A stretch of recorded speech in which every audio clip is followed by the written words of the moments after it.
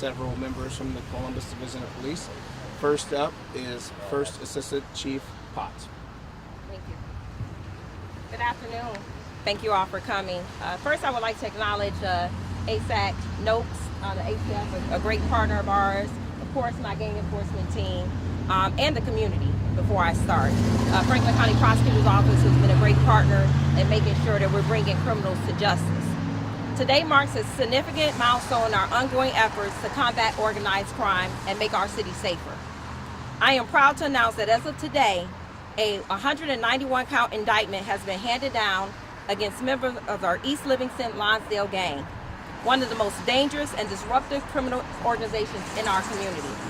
This operation was a result of years of hard work, dedication, and collaboration between the Columbus Police Department, local, state, and federal agencies, and the strong support of our community partners. Our law enforcement community is unified in our message to bring violent offenders to justice. This indictment represents a clear message to violent offenders everywhere that criminal activity will not go unpunished in Columbus. The East Livingston-Lonsdale Bloods has been involved in a wide range of criminal activity, including illegal firearms, possession, drug trafficking, violent assaults, and more. These crimes have not only endangered the lives, but have contributed to the climate of fear that too many of our neighborhoods have had to endure. We have made it abundantly clear that Columbus will not tolerate criminal activity. Whether it's gangs or streets or individuals who seek to disrupt the peace, we will use every available resource in our disposal to not only identify you, arrest you, but prosecute you if you choose to do violence here. Let today's indictment stand as a testament to our commitment to eliminating organized crime and dismantling criminal enterprises. But let me be clear, this is just the beginning. This indictment is part of a broader, ongoing strategy to target gangs and organized criminal enterprises operating within our city footprint. We will continue to utilize all of the tools at our disposal, including intelligence sharing, surveillance, and coordination with our federal, local, and state partners. We are committed to relentlessly pursuing those who profit from crime and threaten our community safety. While this indictment is a major step forward, the fight against crime will require all of us to continue to work together. We cannot do this alone. We depend on the support of our community members. We depend on support of our law enforcement agencies. We also depend on you if you see something to say something. We are deeply committed to addressing gun violence that has plagued the city for far too long. The presence of illegal firearms on our street is a direct threat to everyone involved. We will continue to prioritize the removal of illegal guns with our state, local, and federal agencies and trace those firearms and hold those accountable who choose to use them in the commission of a crime.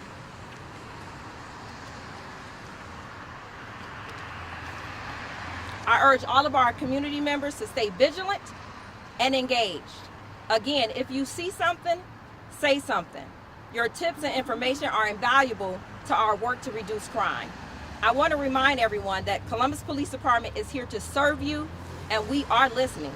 We are making progress, but there is more work that needs to be done. Together with the full support of the Columbus community, we will continue to reduce gun violence, dismantle gangs, and make our city a place where all citizens feel safe.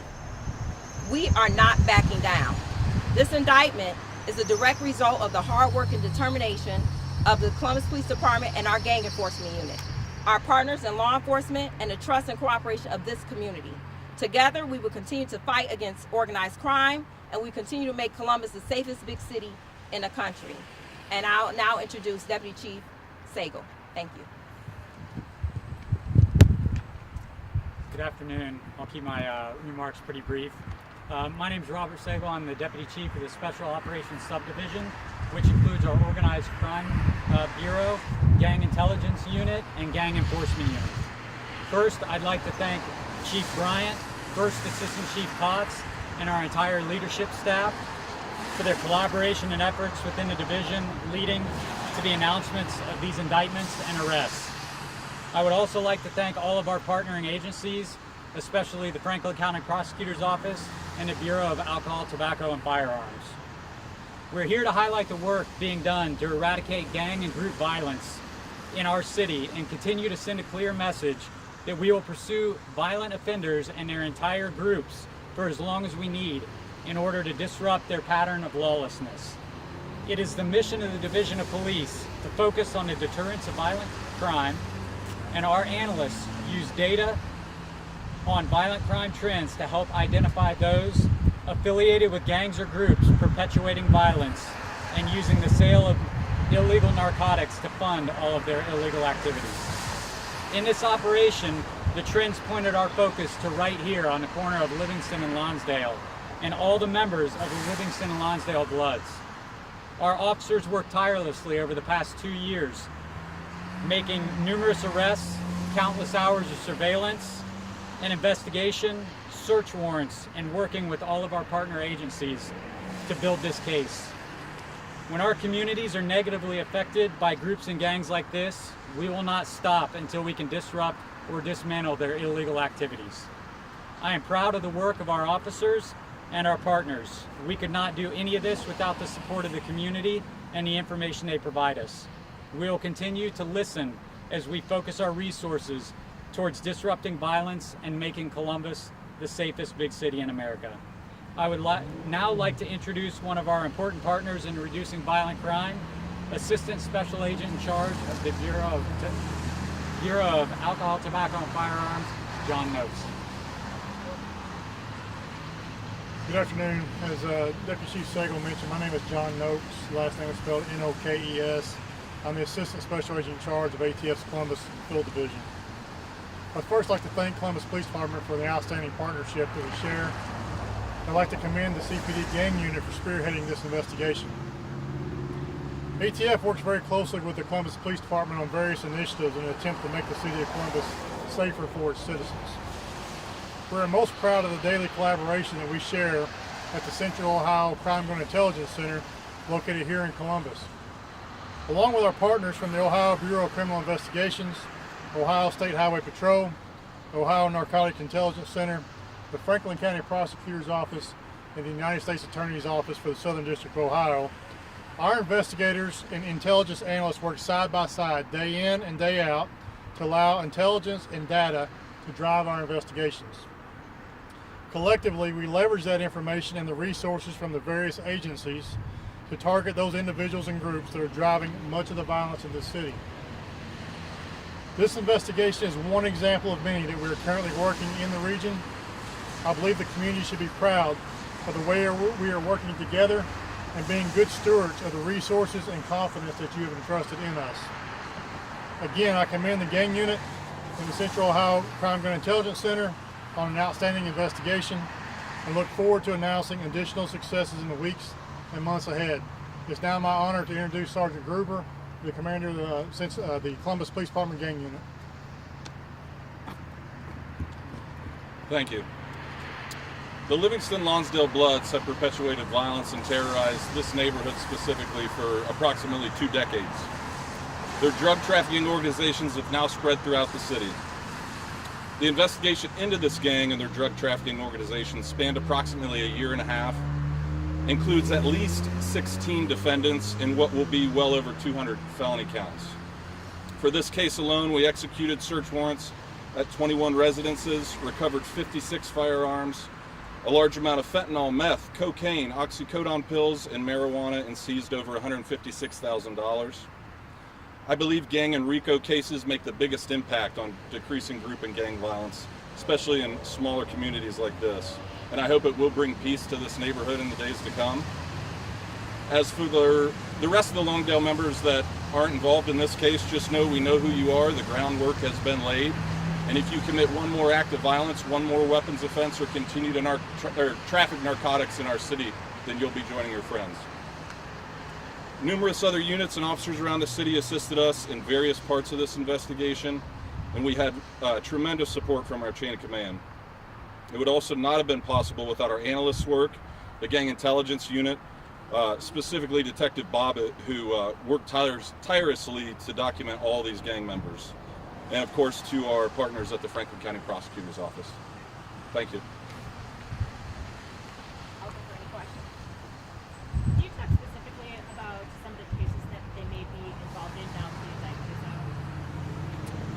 some of the cases for these 16 defendants. Mostly these were narcotic drug trafficking organizations. We'd execute search warrants. Everybody you see here was prohibited from owning a firearm because of previous felony convictions of violence. And so in recovering 56 guns between the 16 defendants, there's a lot of weapons charges. A good amount of these individuals were trafficking narcotics near schools throughout our city, which brings the charges up. If you look at the charges, I think they passed them out to you guys. It'll increase an F2 to an F1. One of the indictments that was carried over from a previous case was an attempted murder, and I will say that this investigation is still going forward, and we hope to solve a few more crimes in the coming weeks. What kind of impact do you think these arrests are going to have on this neighborhood? I think two huge impacts. I think when you do a big roundup and you take violent gang members out of one specific pocket of the city, it's going to make a huge difference. But I also mentioned the groundwork that it lays. So the amount of documentation that goes into a predicate statement of this gang, documenting the members of this gang. This is not all the Livingston and Lonsdale Bloods. There's still some out there. And like I said, we laid the groundwork. So if they commit one more act of violence, then they're joining their friends. So these are the key players, though, would you say? Correct. Some are locked up in West Virginia. I think one made it out to Pennsylvania, but we still have some members here in the city, and they'll be facing the same consequences if they continue perpetuating violence in Columbus. Have you had the opportunity, kind of going off the police have you had the opportunity to talk to any people in that neighborhood post these arrests, and what are their thoughts? You mentioned the fear. Sure. So we've executed search warrants all around the city. Now, for 2 decades, I think maybe starting in 2004, it started very much right here in this neighborhood. And up until a few years ago, it spread throughout the city. So neighbors have been extremely thankful when we shut down drug houses, prostitution houses that are being supplied by Livingston and Lonsdale Bloods. I had the opportunity to work out here on patrol, and I know that they're going to be very thankful that their kids can play outside without having to worry about ricochet bullets or aggravated robberies or just open-air drug trafficking. A lot of violence stems from drug trade. So just to kind of go back to the impact that it's going to have on possibly the homicide rate or felonious assault rate, without having a crystal ball, what kind of impact do you think the neighborhood will feel? So yeah, with it stemming from a lot of drug trafficking, with gangs, there's violent individuals that traffic drugs. They don't just traffic drugs. And again, this investigation's ongoing, and we hope to uncover a few more violent crimes that were committed by the gang. And so again, in twofold, I think that'll have a huge impact on the community. The unit has been around for 2 years now, almost 2 2 years. years. So obviously, I know you guys can't give away tactics, but how has this changed the way that you guys are going about breaking up these organized crime groups and finding what we call small groups of bad actors? So we have to stay diversified when it comes to violence in the city. Sometimes there's one individual that's causing the violence, and we have to disrupt that cycle of violence. We hope to keep turning out larger scale gang cases, but more often than not, we're finding that one violent individual, that one trigger puller, and we're executing search warrants at their house. So it may not always be on this scale, but we will always try to do this in the background when one large group or gang is committing a large amount of felony offenses and crimes of violence. And I think I was lucky enough to, last time we did this for the BL 800 gang, say that there's another one to come that we're working on. Here it is. And I'm happy to say there is another one in the works right now. So as long as there's group and gang violence in the city, we're going to continue doing these cases. Chief Potts, can I ask about, because I know the gang unit's kind of been your baby, how proud you are of this work and how proud you are of the unit as a whole? Absolutely. I am astonished at the work that they've been able to do. As you know, we started this change about 2 years ago, and we really just set out to educate the public on the fact that we can disrupt gangs, and we can do it legitimately, and we can do it with not too much fanfare. What Sergeant Gruber, this team, the CJIC, working with the ATF, our federal, local, state partners, have been able to do in such a short time is the reason why the violence is decreasing in Columbus. It is the help of everybody working together, including the community. But I can't leave out our homicide detectives, our FAU detectives, the patrol officers, the citizens who call in tips. We are listening, and this is a testament to what happens when we all work together. We can disrupt and dismantle gang violence in Columbus, and we're doing it one gang at a time. Hey, Sergeant, you mentioned the weapons, 50-some weapons, and obviously it was illegal for these people to have them, but were there any illegal weapons seized as well, like automatic or modified? Out of this case, we got 2 fully automatic switches out of the 56 guns. That was one defendant in particular. The rest were semi-auto.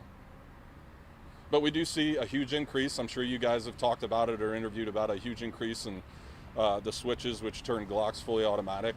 And we deal with that on a day-to-day basis in our other gang members and our other violent individuals in the city. Were they surprised when you knocked on their door? Did they go peacefully? How did that go down? So the day of the roundup was the 6th of this month. We took 13 or 14 of the remaining ones in custody. One fled. Our CPD helicopter did a fantastic job keeping him in sight. Another one was a foot chase. The officers did a great job taking him into custody. 2 barricaded themselves in an apartment where there were 8 guns, a large amount of narcotics and money. SWAT came out and helped us out with that barricade. They were able to take them into custody, and we did a subsequent search warrant, which recovered all that property. Time for one more? You can't ignore the men and women who are all standing behind you guys. I assume they're all members of the team. So if any of you want to say, what has the teamwork been like in the last 2 years with all the people behind you? I think teamwork and a teamwork mentality is what makes us successful. No one person is off doing their own case. We work together on everything. When there's one violent shooter that needs to be stopped, needs to be caught, needs to be got with a gun, we come together at the beginning of the week and we say that's where we're going this week. So I've been very fortunate. These are some of the best detectives and enforcement officers in the city. Chief gave me the leeway of picking them right off the bat. And these are not the only gang enforcement officers, and I think they plan to expand here soon. That's it. Thank you, guys. Thank you. Said I would email all of the guys and all their charges. The B-roll from the body cam should hopefully text those charges. Easier than it happened. Okay. Tell me what email address that it was going to send it to. I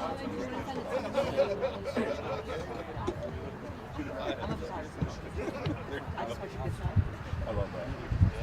Did you get it? It's a little overcast. And then I know Check out our yours is just. I just want to make sure she's doing it directly and sending it to you guys. Oh yeah, no, that's what I feel. I'm very proud.